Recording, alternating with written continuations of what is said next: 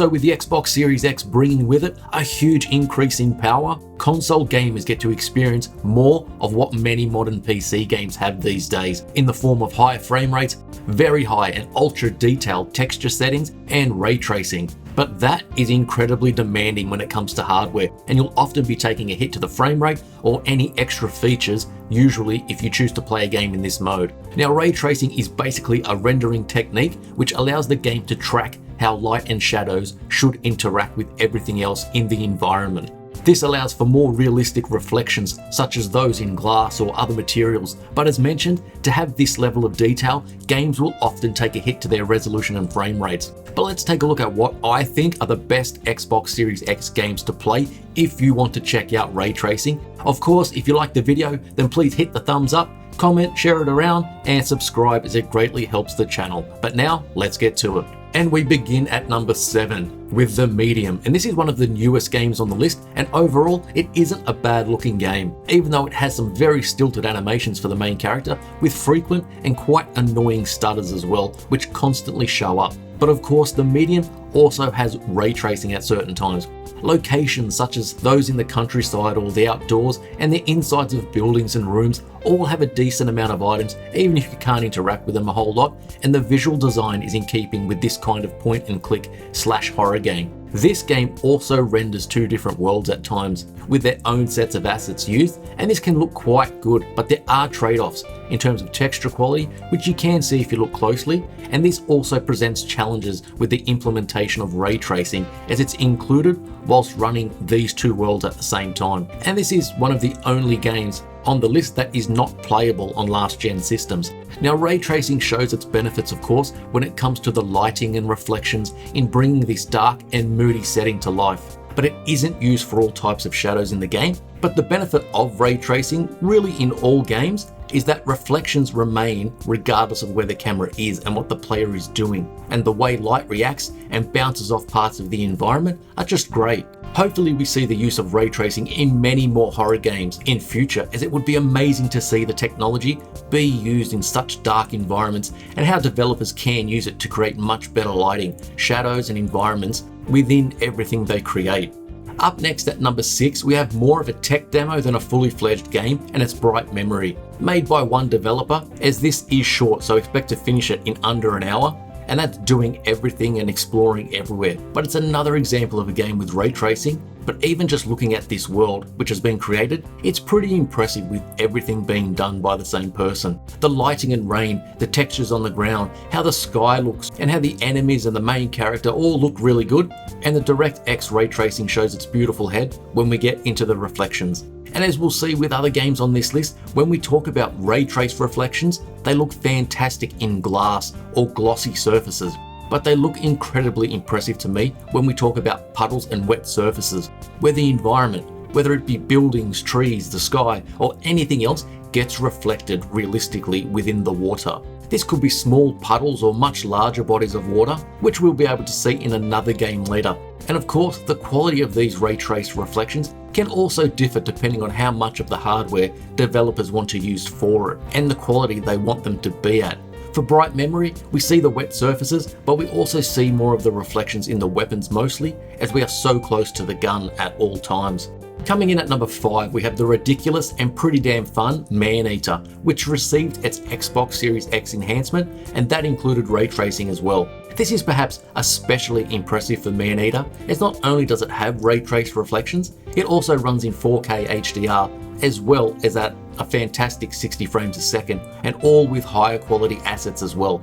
But it's pretty obvious when checking out the game now on the Xbox Series X that it has had a bump up in all areas when compared to last gen, with the lighting both in the sky and in underwater areas being more vibrant and colourful, whether the glow of the sun or what's beneath the water's surface.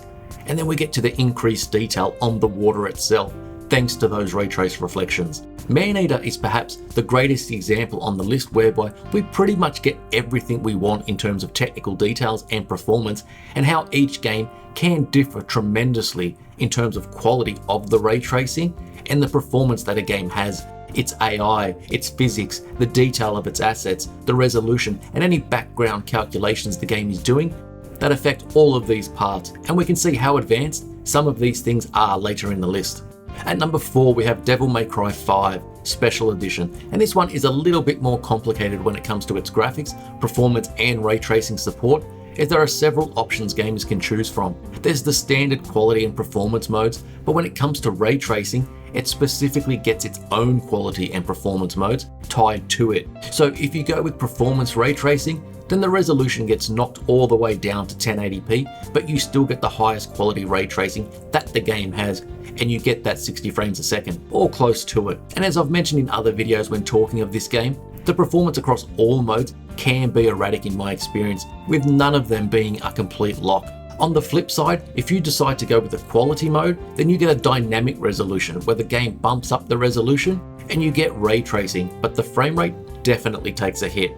The resolution of the ray tracing itself can also differ between the settings, but Devil May Cry 5 Special Edition is also one of those games, as I mentioned before, that can have the ground that has that glossy sheen, the wet appearance and puddles, which is just really impressive. Seeing the environment, lights, characters, and everything being reflected on it, it's just great. Next at number 3, we have Call of Duty Black Ops Cold War, and if this game didn't fucking crash on me so many times, it would probably be even higher on the list, as it can look stunning on the Xbox Series X, and the implementation of the ray tracing is one of the best around. It just makes me sit back and think about what devs will be able to do with the hardware in the years to come. But Cold War, with its ray tracing, also extends to its shadows, which makes them look much better than what we've seen in the past and what we see on the last gen versions of the game. The shadows just look so crisp and refined, with each object casting a shadow realistically within the environment. When you just look at the scene, which doesn't happen often in a COD game, and you can see how each item or piece of debris interacts more realistically with the light that is hitting it, and it's excellent. We also get to see some great use of reflections as we go through the campaign, especially in the missions where the action is virtually non-existent. But then Cold War also manages to keep that frame rate at the 60 frames a second mark with ray tracing, as it uses a dynamic 4K resolution. At 60 with ray tracing enabled, Cold War looks really fantastic and runs so well too. At number 2, we have Watch Dogs Legion, which was one of the first games to implement ray tracing on next-gen hardware, whilst also being a cross-gen game. But Watch Dogs Legion, even though it runs at 30 frames a second, which is pretty jarring if you've been playing games at 60, but when we mostly take into consideration the quality of ray tracing, then it's really quite good, especially right at the beginning of the generation. Seeing all of the characters, including our own, be reflected in all of the glass looks phenomenal, especially when it's set in a large city. This once again becomes even more impressive when nighttime rolls around and we see the rain-soaked streets at the same time. Seeing the city and lights all be so perfectly reflected in all of the puddles, and seeing those puddles being reflected in other reflections, such as shop windows or on the sides of cars as they drive past. Seeing the roofs of the cars reflect the same thing, or seeing the sun glare just bounce off of it much more realistically. Really, if Watch Dogs Legion gets a patch for it to run at 60, then it would easily be one of the best games out there in terms of its visuals, as it can look quite fantastic at times, and just much better now with ray tracing. And at number 1, we have Control Ultimate Edition, the newest game to release, and this was one game which was just outright fucking begging for a next-gen patch, as this suffered from many performance issues last gen, even on the Xbox One X. Even bringing up the map made the game stutter. But now we have both performance and graphics modes, where you either choose 60 frames a second or go with the graphics mode and get ray tracing enabled, but at the lower 30 frames. Now this game is really the most ultimate on PC, but now we get to experience the game much more as it was intended, so let's focus on the quality mode for this. Of course, this is where the ray tracing gets turned on, and Control just looks so damn good with it. And you can notice right from the start with the floor perfectly reflecting what's around it, and even seeing the walls and ceiling having a faint reflection as well. Then, considering this is in an ultra modern building setting, you'll be constantly seeing things being reflected in all of the floors, seeing your reflection in all of the windows, and watching how the light falls over everything and casts shadows, including the huge amount of debris and things you can destroy, which makes the whole scene much more realistic. Control also has some exceptional and unusual lighting which perfectly fits in with its story, and one of the most impressive things is when you destroy the hiss enemies and they explode in this what's like a thick kind of smoke substance, which all gets lit so damn well too. And when you move through it, it disperses with your presence. It all looks so fucking fantastic, and he's definitely pushing the hardware. Such a great game, made even better on next gen, with some excellent ray tracing included, if you can handle the lower frame rate.